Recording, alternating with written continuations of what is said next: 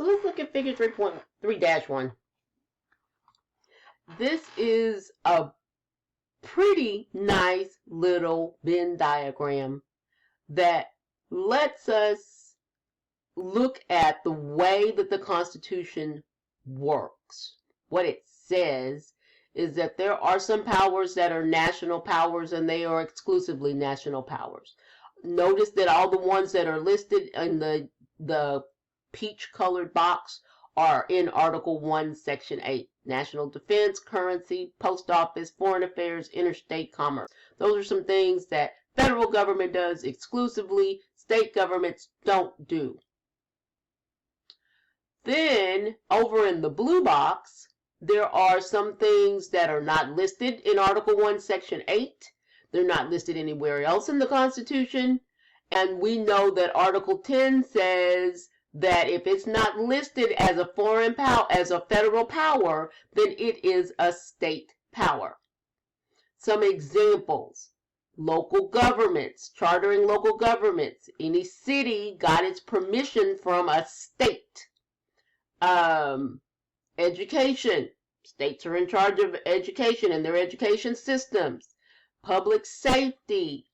Registration and voting. If you have been watching the news at all, you will note that every state has its own laws about how elections will occur, where they will occur, how people will vote, whether or not they can vote by mail. All of that is a state power, and each state gets to decide how they will conduct elections. And intra-state commerce, something within the state, not interstate. But notice in the middle, that green part. There are some powers that both federal government or national government has and state government has. And in some instances, so local governments have as well. Those are lending money, borrowing money, taxes. You have state taxes, you can have federal taxes, you can have city taxes. Law enforcement, there are local, state, and federal law enforcement bodies. They're chartering banks and transportation. So though there are some things that you have to actually go and look to see, is this a federal court, or is this a state court, or is this a local court? Are these taxes federal, or are they state taxes, or are they local taxes? So there are, most of them have to do with money that they give away for all levels of government to be able to operate. So let's talk about a little history. In the Constitution, definitely, as soon as it went into effect, the federal government set about taking care of those things that were most important, that were federal. Taxes, commerce, national defense, building up a national army, building up a navy, passing laws about foreign affairs. And they also set about making it easier for states to trade with each other. So they built roads, they made sure that the post office was working, they built canals in places where roads were not feasible, and that was their job. Now, sometimes there were ambiguities, and there are a lot in the United States Constitution. It is not very specific. It gives generalities and then leaves space for time and people and courts to fill in the blanks about what it means. And I would dare say that the best documents are that way, because you don't have to go and change them every time the wind blows. Every time something changes slightly, you don't have to go and amend your Constitution. You can just interpret based on what is going on now and what the court says, what that means today.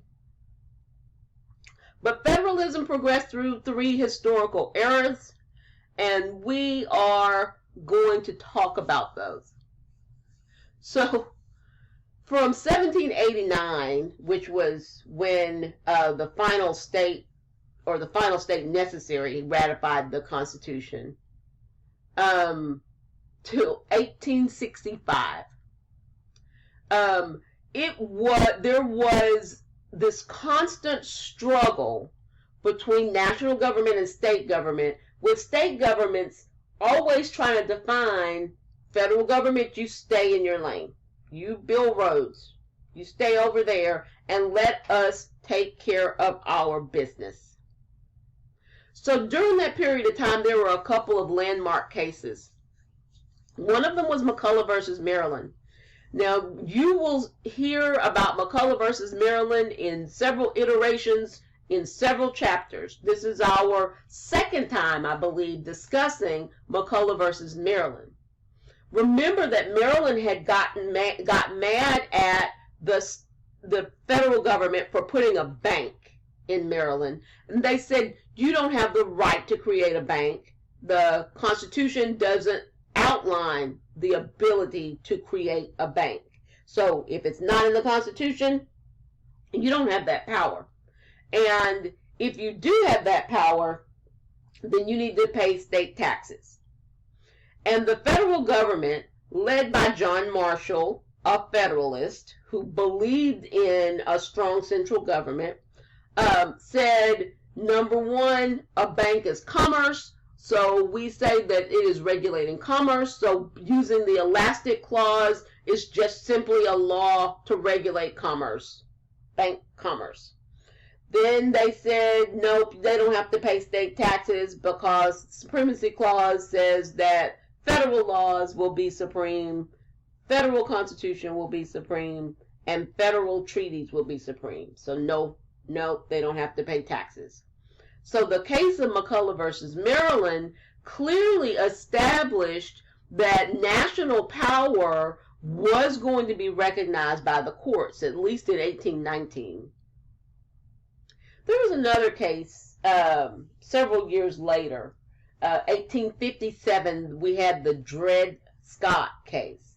Mr. Scott filed suit against the family of a former owner who were trying to force him to go and live with the family after the doctor that he had been traveling around the world, around the country with, passed away, because they said that he was had been inherited because he was property. And his argument was that he had lived in some locations where slavery was not allowed. And so he thought that that broke the chain of slavery. And so he should not have to go back into slavery after he had lived in a non-slave territory just because the family said property comes to us because of a will. So he filed suit with the help of some abolitionists, and when the case got to the Supreme Court got real slick. Justice Taney, spelled Taney, Justice Taney wrote the opinion of the court. And what the court said was, we can't help you. Not that it's not a good question, but we believe that a person that is a Negro, a black person, a person of African descent, is not a citizen of the United States. We don't care if you're free or not. You're not a citizen of the United States. And our courts are only for citizens of the United States. So we can't help you. And we don't think that we can tell territories, if they are not part of the United States and have not been accepted as a state into the Union, we can't tell territories what they can and can't do. So this was really a victory for states' rights, because the federal government, the Supreme Court, was saying that they were not going to enforce their will on states, and they were not going to enforce their will on territories. And they also said that the Missouri Compromise was unconstitutional. They hit a lot of things with the Dred Scott case. But eventually the issue of slavery, not slavery, got settled by the Civil War. And the issue basically got settled in favor of national authority.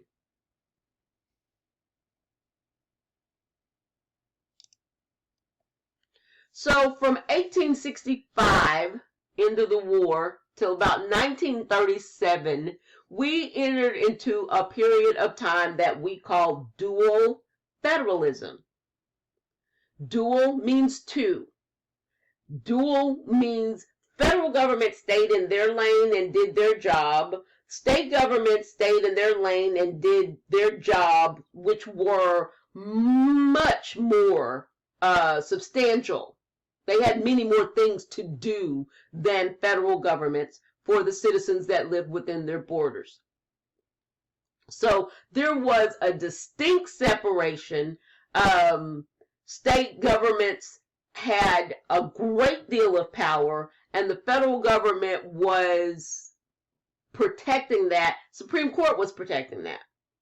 Now, even though right after the war, a few years after the war, the 14th Amendment was passed, and the 14th Amendment said, number one, if you're born in the United States, you're a citizen. And number two, you have the right to equal protection of the law as a citizen of the United States. But in 1896, so about 30 years after the end of the war, the Supreme Court heard the case of Plessy versus Ferguson. And there the court said, yes, there is a requirement that laws be equal. And in this case, Mr. Plessy, Homer Plessy, had challenged a segregation law in New Orleans, and said that it was a violation of the Equal Protection Clause of the 14th Amendment. That if we're all supposed to be equal, then how are you having, in this instance, it was trolley cars, and they were separated by race. And the court said, yeah, well, the Constitution does say that things have to be equal, but they don't say that they can't be separate.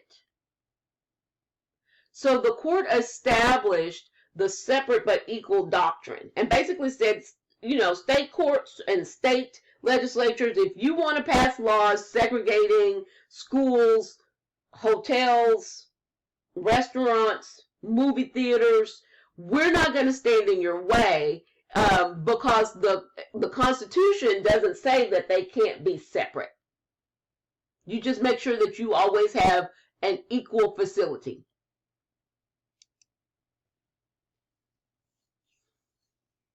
So after the Civil War, another thing happened. In an effort to help the economy recover, the Supreme Court really laid off of businesses. And so they acknowledged that the federal government had the power to regulate commerce, but they said that it just wasn't clear what exactly that meant. And so they basically let companies do whatever they wanted to do. If you've ever read Sinclair Lewis's The Jungle, there were instances of long hours, locking doors so that people couldn't get out. People would die in fires because they were not able to open doors, and nobody was on site to open the door when fires broke out. There were heinous violations of child labor laws. If the job called for somebody little to do it, in a minute they would go and hire a child um, to do so. And you know that many children picked cotton and would miss school. They would pay them very reduced wages. And the federal government, through the Supreme Court, really kind of looked the other way. So eventually, Franklin Roosevelt was elected. And we really have to get the true picture of what was going on at the time. The federal government had acquired the ability to collect personal income tax. 16th Amendment, 1913, I believe. And when they did that, they started acquiring money, but remember that they did not have very many responsibilities. States did everything.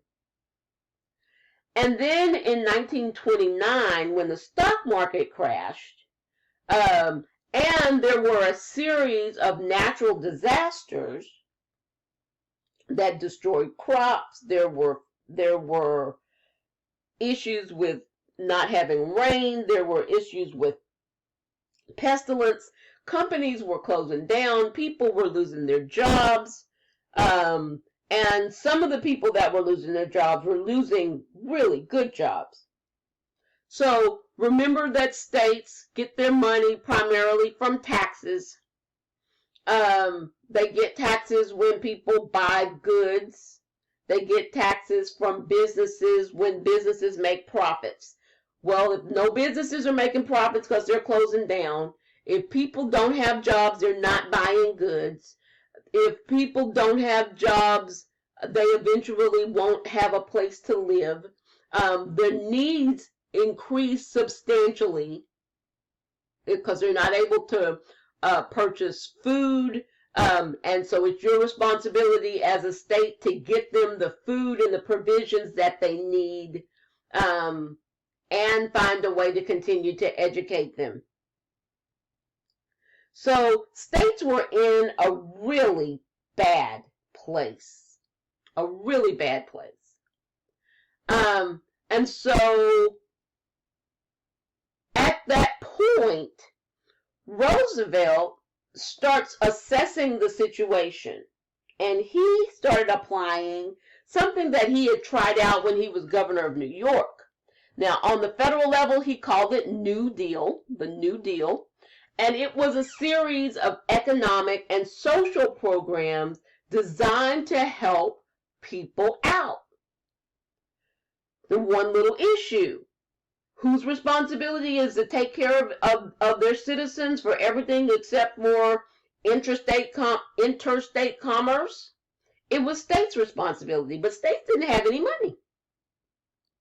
Federal government had quite a bit of money. So the federal government started to tell state governments, why don't you let us help you out? We will provide you with funds. We will give you provisions so that you can get them to your citizens. And we will develop programs, some federal programs, that will get citizens working so that they can feed their families, they can pay their taxes, they can buy goods, and therefore get some more money into the state treasuries. So let the federal government help. And so the economy became more national. But how many of you know that whoever has the money also has the power? And so as the national government started to work with state governments, they also started to make demands. They started to say, you can have this money if. So little by little, the federal government started to acquire more power. And they did this primarily through grants. And so if you wanted some money from the federal government, the federal government would say, we have money for distribution of M&Ms. I don't know. And so you would say, we would really like to have some of that M&M distribution money, and we promise that we will distribute M&Ms the way that you want us to do. So the federal government might say, well, what I want you to do is only distribute yellow M&Ms on Mondays, green M&Ms on Tuesdays, brown and red M&Ms on Wednesdays. So the state government says, we'd be happy to do that. In fact, we are going to put in charge a person that has a doctorate in M&M distribution. We will distribute the M&Ms on the proper color, on the proper days, and then we will come back and report to you that we did that. Can we have some money, please? And if the federal government was convinced that the state government was going to follow its directions, basically do what it wanted it to do, then they would give them the money through grants. Now, every now and then, we would get presidents in power that would say, this is really ridiculous. It is so ridiculous for the federal government to be telling state governments what they need to do. And in those instances, instead of having grants, categorical grants is the proper word for it. A categorical grant is one that outlines specifically what you have to do. Some presidents opted for what are called block grants. So instead of saying you have to do this on Mondays and do this on Tuesdays and do this on Wednesdays, they would say, this is some money for M&M distribution. You decide how you're going to do it. That is called devolution. Devolution is when the federal government, passes authority to state and local governments and lets them make the decisions about how it will be operated and does not look over their shoulders. Probably two of the biggest proponents of devolution are Richard Nixon, states loved Richard Nixon, and Ronald Reagan. Ronald Reagan was also a big states' rights guy. He would say, y'all do what you want to do. Federal government's going to be over here taking care of the big stuff. Now, the only difference between Nixon and Ronald Reagan also reduced budgets a great deal. And grand scheme of things, states started to depend very heavily on the federal government for money. They got dependent there, and so they had to. There is no state that can make their budget today without federal grants. So this period of shared responsibility was called cooperative federalism. So we went from dual federalism, where they were separate and they didn't share funds, they didn't share responsibility, and the federal government wasn't telling state governments anything about how they wanted them to do things, to a period called cooperative federalism, where states had to jump through hoops to be able to get funding, and they would distribute money the way that federal government suggested that they do that. So an example is Medicaid. Medicaid is a system that pays for medical insurance for people that income qualify. Medicaid is funded primarily by the federal government, but is also funded by state governments. So what the federal government says is that you have to commit a certain amount of money for your Medicaid. We will take care of the rest. They also have a lot of rules. You cannot, the federal government tells states, don't give anybody medical insurance if they don't income qualify. And if they have been convicted of a felony, then they might not qualify. So they go through and they give rules, and state governments have to show that they have complied with the rules. But the state governments do all the work. You go to a state agency to apply for Medicaid. You go to a state agency to apply for unemployment insurance. So the states do the work. The federal government provides some of the funding and the rules. Now, state governments have retained most authority over education, over health, over public safety, and over roadways. But I can think of an example in each of those areas where the federal government has said, we really want you to do this. We'll give you some money for your roads, but we'll only do it if you will do this. Like the Nixon administration said, we want you to change your speed limit to 55. So we'll give you some transportation money if you will change your speed limit on your interstate highways to 55. You don't have to get it. You don't have to apply for it. But if you want this money, then you'll do what we ask you to do.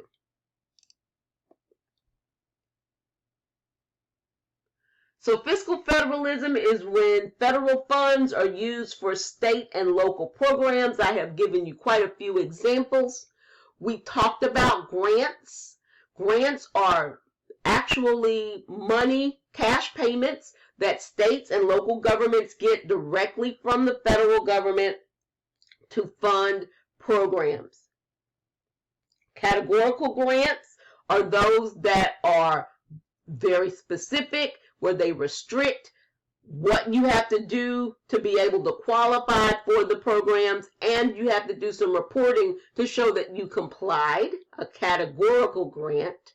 A block grant is where the federal government gives you funds, like they'll give you funds for your Department of Health and Human Services, and won't tell you how it has to be spent, or won't give you a lot of regulations. Now you can see where there might be some trouble. There was a pretty famous instance where the state of Georgia got a block grant for their Department of Health and Human Services. They proceeded to redecorate the building, have big lavish parties to give the people that work for the department raises. No citizen got any part of that money for the Department of Health and Human Services. This was not a violation of the law. They had complete discretion on how to spend it. And so there are sometimes instances where there is abuse when the federal government is not looking over states' shoulders. So this, I don't know what year, is showing rough percentages of federal, state, and local tax revenue. Federal government gets 61%. State governments get 28%, and local governments get 11% of tax revenues. So the federal government is still collecting a lot more than local governments.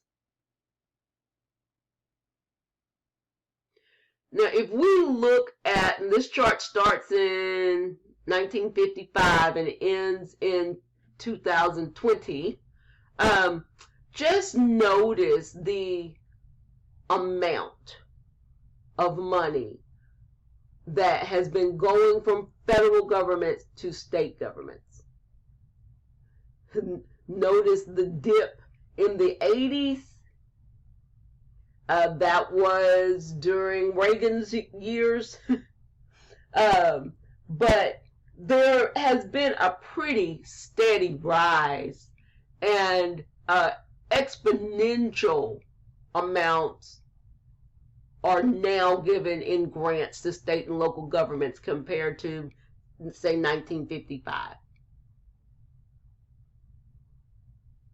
$500 billion, topping $500 billion in federal aid to state and local governments.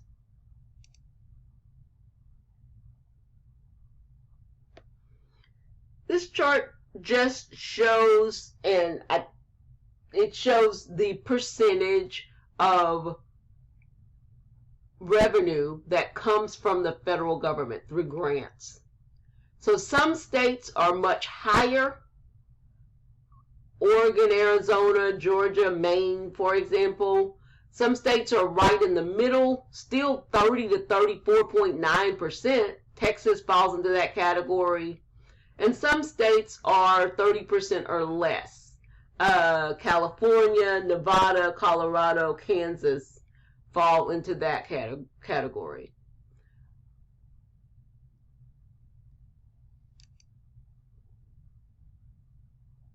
So let's just talk about some instances of devolution. And remember, devolution is when power is passed back down to states so that they can make their own decisions. So we have seen several instances where federal government has said, you know what, we don't feel like messing with that. You know what you need. Here you go, state governments, you get this power.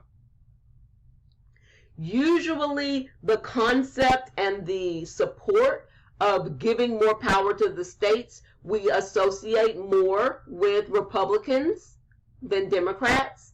Although Bill Clinton was kind of a states' rights guy himself, but we usually associate devolution and giving more power to states with Republicans in modern times.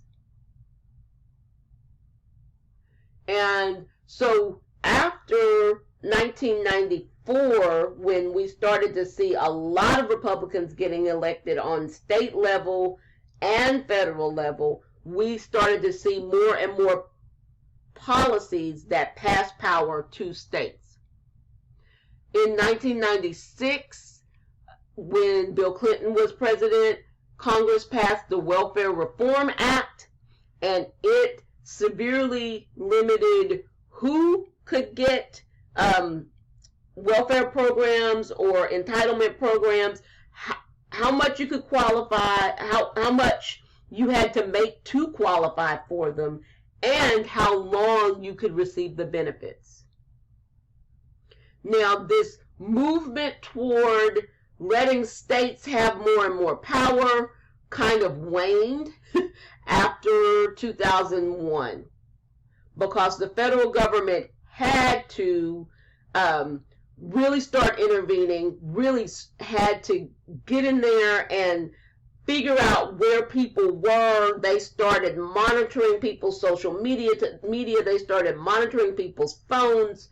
They started following people around. And the Patriot Act really withdrew a lot of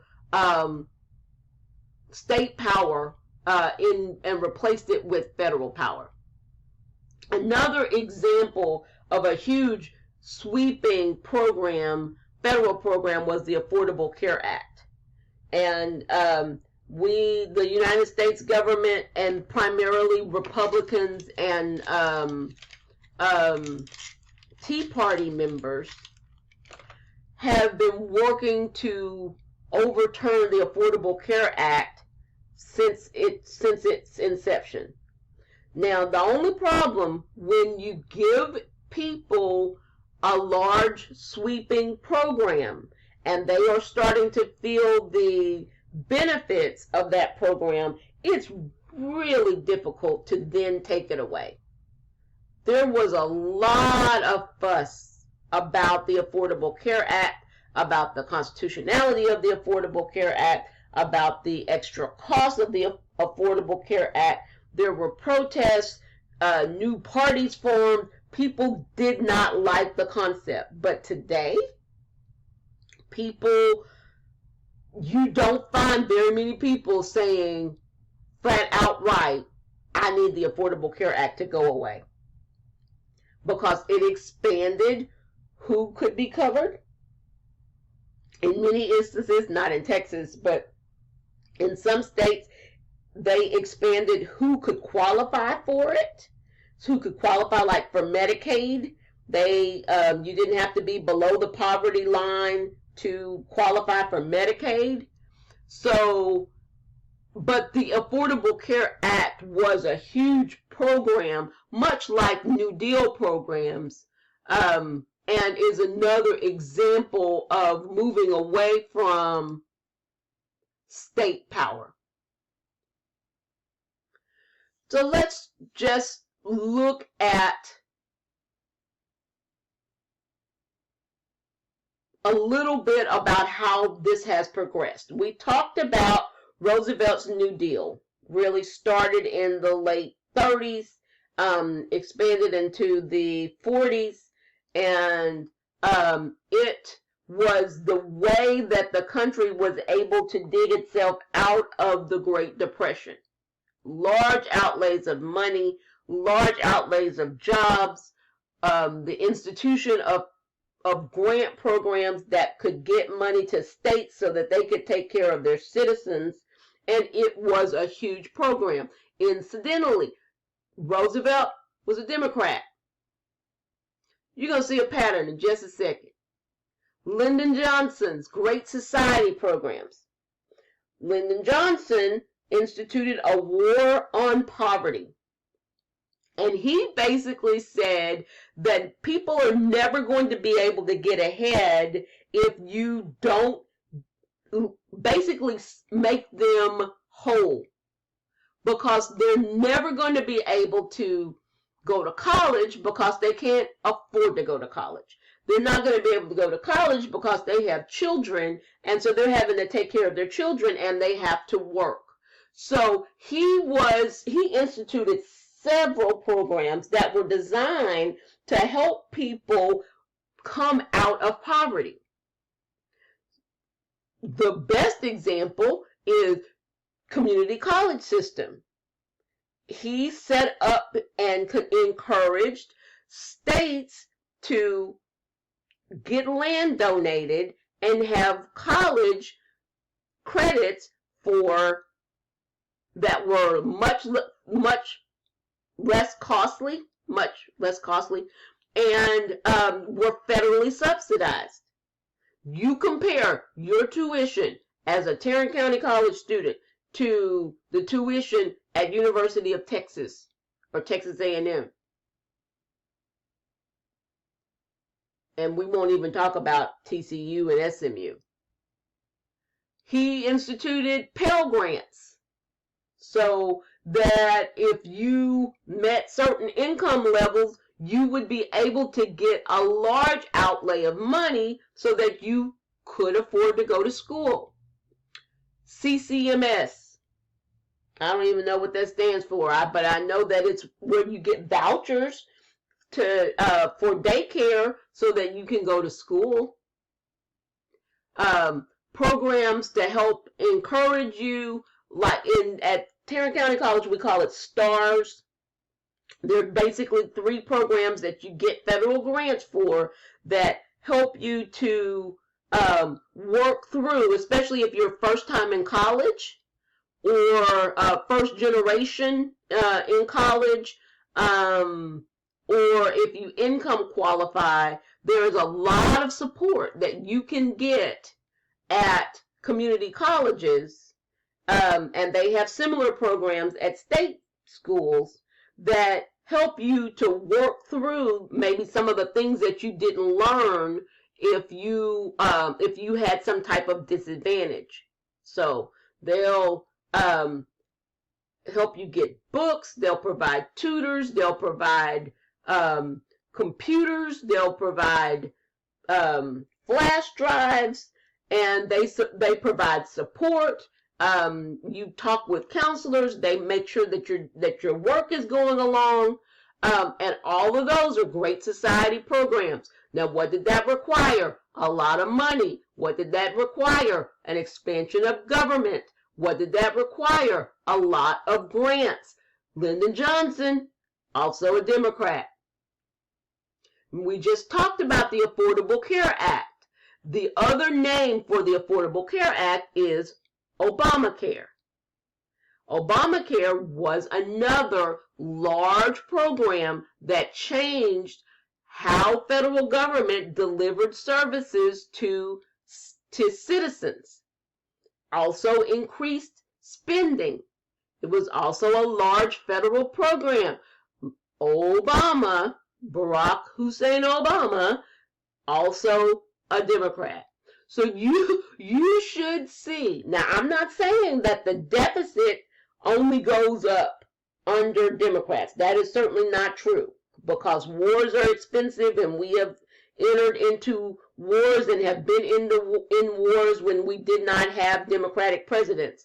But I am saying that large federal programs that do a lot of spending and expand federal government oversight are kind of the hallmarks of Democrats. So we could have called Great Society Johnson Care. We could have called New Deal Roosevelt Care, because that is a pattern that we often see with Democrats. They come in and they fix the ills of society, and they usually do so by spending money and expanding federal government programs.